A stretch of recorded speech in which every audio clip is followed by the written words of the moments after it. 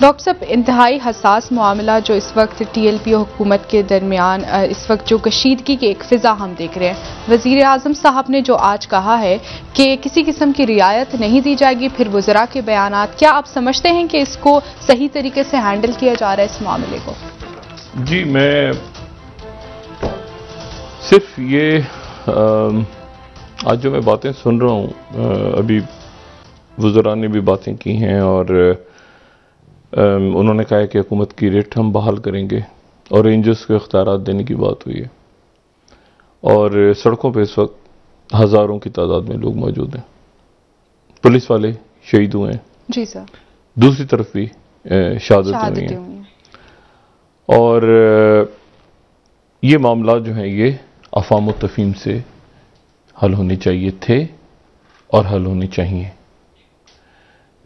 ریاست کی ریٹ جو ہے وہ طاقت کے صرف طاقت اس میں استعمال نہیں ہوتی، اس میں بے شمار رستے ہوتے ہیں، مذاکرات کے، افہام و تفہیم کے۔ بڑے علماء، جید علماء درمیان میں موجود ہیں جو کراچی سے بھی کچھ تشریف لائے، کچھ ملک کے باقی حصوں سے آئے، انہوں نے مفاہمت کی کوشش کی اس درمیان۔ تو یہ کافی عرصے سے یہ معاملات جو ہیں وہ اس میں صرف تحریک لبیک کے علماء نہیں بلکہ دوسرے جو اس سے ہٹ کے جو سجادہ نشین ہیں، جو وہ شخصیات بھی مختلف اس میں موجود رہے ان مذاکرات میں۔ دیکھیں، طاقت کا استعمال ہوتا ہے، رینجرز کیا کرتی ہیں، پولیس والے ان کی بھی جانیں گئیں، مظاہرین کی بھی جانیں گئیں جو احتجاج کر رہے ہیں تحریک لبیک کے۔ یہ اپریل 1977 میں ایک یہ 2AK بریگیڈ، ایک راولہ کوٹ آزاد کشمیر میں، وہاں پہ بریگیڈیئر اشرف ان کی پوسٹنگ تھی۔ تو اپریل میں انہیں کال آئی GHQ سے، اور انہیں کال آئی کہ جی آپ نے کل صبح جو ہے وہ 103 جو بریگیڈ ہے لاہور، اس کی آپ نے کمان سنبھالنی ہے۔ اچھا۔ اور اس کی کمان سنبھالنی ہے اور اپنی کسی ریپلیسمنٹ کا بھی آپ ویٹ نہ کریں، بلکہ فوراً جائیں لاہور اور جا کے اپنی بریگیڈ کو سنبھالیں۔ بریگیڈیئر اشرف، تو بریگیڈیئر صاحب جو ہیں انہوں نے کہا کہ بالکل ٹھیک ہے، انہوں نے اسی وقت جو ہے وہ اپنی جیپ میں بیٹھے، جیپ میں بیٹھ کے جب وہ روانہ ہوئے تو رستے میں ظاہر ہے پہاڑی رستہ پورا اور وہ آگے کی طرف آ رہے ہیں، تو وہ جو ہے وہ رستے میں ان کی ملاقات بریگیڈیئر سعید تھے غالباً، ان سے ہوئی۔ بریگیڈیئر سعید وہ تھے جن کی جو ایکچولی لاہور سے وہاں پوسٹ ہوئے تھے، تو ان دونوں کی ملاقات رستے میں ہوئی۔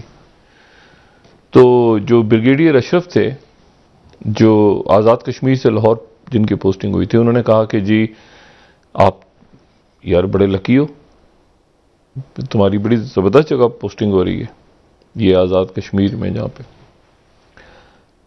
تو جو دوسرے بریگیڈیئر آ رہے تھے سامنے سے وہاں کا چارج لینے لاہور سے، ان کا کوئی مسئلہ پیدا ہو گیا تھا corps commander Lahore general Iqbal کے ساتھ۔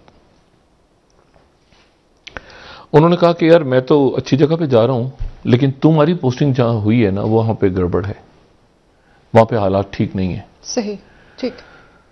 تو بہرحال بریگیڈیئر اشرف جو ہیں وہ انہوں نے کہا کہ اچھا ٹھیک ہے دیکھتے ہیں۔ بریگیڈیئر اشرف جو ہیں وہ لاہور چلے گئے۔ اس کے بعد وہاں پہ لاہور میں مظاہرے، ہنگامے، بھٹو صاحب کی حکومت تھی اور اس وقت قومی اتحاد کی تحریک چل رہی تھی، اور سڑکوں پہ پورے ملک میں بڑی تعداد میں لوگ تھے۔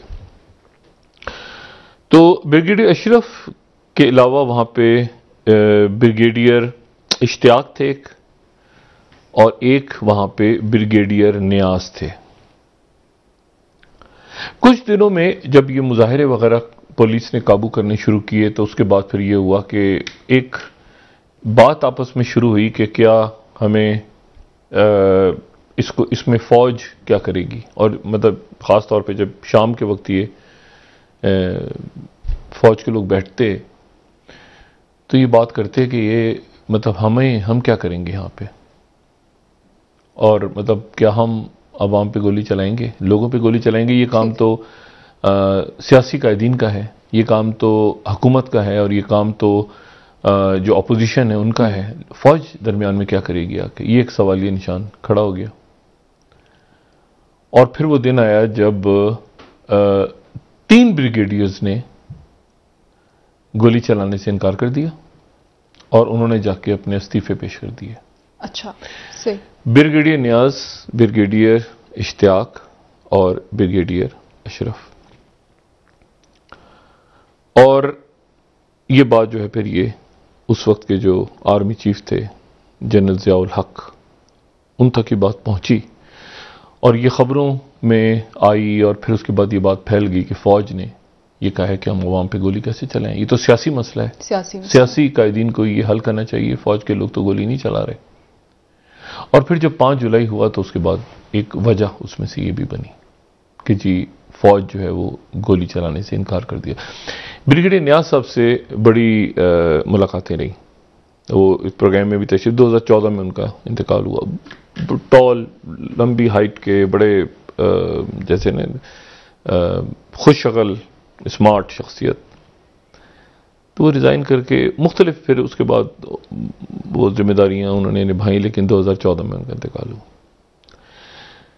میرا صرف کہنے کا مجھے جو یاد آ رہی ہے بات، وہ اس لحاظ سے آ رہی ہے کہ اس میں یہ ایک سیاسی مسئلہ ہے، اس کو سیاسی انداز میں، اس کو سیاسی کہہ لیں یا غیر سیاسی کہہ لیں، لیکن اس میں قوت کا جو استعمال ہے وہ اس میں نہیں ہونا چاہیے، اور اس کو انا کا مسئلہ نہیں بنانا چاہیے۔ اور اس میں پولیس کو بدقسمتی کے ساتھ ظاہر ہے پولیس آرڈرز اوبے کر رہی ہے، ان کے بھی شاید ان بھی زخمی ہوئے ہیں، ادھر سے جو ہے پولیس کی فائرنگ سے یا پتھراؤ سے ادھر تحریک لبیک کے لوگ جو ہیں زخمی ہیں۔ معاملہ کیا ہے؟ معاملہ یہ ہے کہ تحریک لبیک کی قیادت اور علماء کرام جو درمیان میں ہیں اور حکومتی وزراء، ٹھیک ہے، عوام جو ہے ان کی دکانیں، ان کے کاروبار، ان کے بعد یہ سیاسی اور اعلیٰ سطح پہ جو معاملات حل ہوئے تھے، جو وعدہ ہوا تھا، جس کے اوپر جو باتیں طے ہو گئی تھیں، ان باتوں کے اوپر کی خلاف ورزی کون کر رہا ہے؟ پہلے تو یہ پتا چلے نا، کیونکہ مسئلہ یہ تھا کہ یہ بات ہو گئی کہ جی معاہدے پہ عمل چلیں۔ آپ وہ فرانس کی میں نے کل بھی کہا تھا نا، فرانس کے سفیر کا معاملہ ایک طرف، لیکن یہ جو ایٹیچیوڈ ہے نا، بلیک میلنگ کی بات نہیں ہوتی، ریاست کا دل بہت بڑا ہوتا ہے، بہت بڑا دل ہوتا ہے، اور وہ ایسے نہیں ہوتا تو آپ نے جو ہے طاقت نہیں، لوگ مظاہرے کرتے ہیں، لوگ دھرنے دیتے ہیں، چاہے کوئٹہ ہو، چاہے کراچی ہو، چاہے لاہور ہو، چاہے اسلام آباد، لوگ احتجاج کرتے ہیں، اور ان کا حق ہے نہیں لوگ کرتے ہیں احتجاج، اور اس کے بعد ان سے مذاکرات ہوتے ہیں، بالکل، اور ان کو اگر جو بھی فریق کوئی غیر ذمہ داری کی بات کر رہا ہو یا ایسا مطالبہ تو اس سے پھر درمیان میں لوگ پڑتے ہیں، اور درمیان میں یہ معاملہ حل ہو سکتا تھا اور اب بھی حل ہو سکتا ہے۔ کیا رینجرز گولی چلا دے گی؟ کیا پولیس گولیاں چلا دے گی؟ کیا اس کے ذمہ دار آئی جی ہوں گے؟ کیا ادھر سے اگر پولیس پہ گولیاں چل گئیں تو کیا ادھر کی قیادت؟ دیکھیں اس طرح نہیں ہوتا، یہ بات کہنا بہت آسان ہے کہ ریاست کی ریٹ، اور ریاست کی ریٹ ہونی چاہیے، مگر تحریک لبیک انڈیا سے تعلق ہے، یہ کوئی بات ہے کرنے والی؟ دیکھیں نا، مطلب جب کچھ نہیں ملے تو آپ انڈیا پہ ڈال دیتے ہیں، غدار بنا دیں، مطلب عجیب سی بات ہو گئی نا۔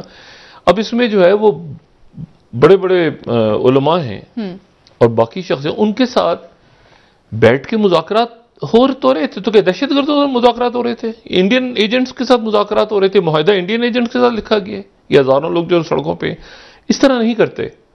ریاست کی ریٹ کچھ اور ہے اور کرسی کی طاقت کچھ اور ہے، تو براہ کرم کرسی کی طاقت کو یا کرسی کی پاور کو صحیح طرح سے استعمال کریں، ریاست کی ریٹ کے ساتھ مکس نہ کریں۔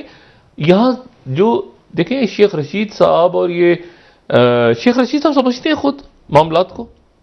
اب یہ لال مسجد کا سوال اٹھ گیا، شیخ رشید صاحب اس وقت موجود تھے، مجھے بتائیں کیا ہوا اس کے بعد؟ کوئی اچھا واقعات تو پیش نہیں آئے نا. جب طاقت استعمال ہوئی،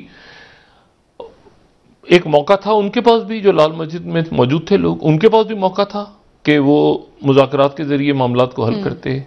ریاست کی طرف سے بھی چودھری شجاعت صاحب جا رہے تھے، اور ایک مرحلے پہ مولانا فضل الرحمان صاحب جو امیر جماعت اسلامی، قاضی حسین احمد صاحب اللہ ان کی مغفرت فرمائے، باقی شخصیات، شوکت عزیز صاحب، یہ سارے لوگ. لیکن پھر یہ ہوا کہ درمیان میں گولی چلی، ایک کرنل جو تھے ان کو ہٹ کیا گولی نے، اس کے بعد ادھر سے ریئیکشن ہوا اور ایک فورس استعمال ہوئی، اور آج شیخ رشید صاحب نے کہا کہ 70 لاشیں جنہیں شیخ رشید صاحب نے آج کہا جنہیں کوئی لینے نہیں آیا آج تک. لیکن اس کے نتیجے میں کیا ہوا کہ خود کچھ حملے شروع ہو گئے ملک میں. یہ اس کے بعد ہی بنا نا تحریک طالبان پاکستان کا اعلان، اس کے فوراً بعد ہوا، اس سے پہلے نہیں تھی تحریک طالبان، TTP. میرے کہنے کا مقصد یہ ہے کہ اس کو افہام و تفہیم کے ساتھ، اس کو سب سے زیادہ اس کابینہ میں حکومت میں کوئی شخص سمجھتا ہے نا، اس تمام ان معاملات کی پیچیدگیوں کو، تو وہ شیخ رشید صاحب سمجھتے ہیں. کیونکہ شیخ رشید صاحب خود وہ جو بات کر رہے ہیں نا، وہ خود بہت قریب رہے ہیں مذہبی جماعتوں کے، ان کے اتحادی رہے ہیں. دفاع پاکستان کونسل ہو گئی یا باقی جو ہو گئی، اور مولانا فضل الرحمان صاحب کے ساتھ رہے ہیں وہ.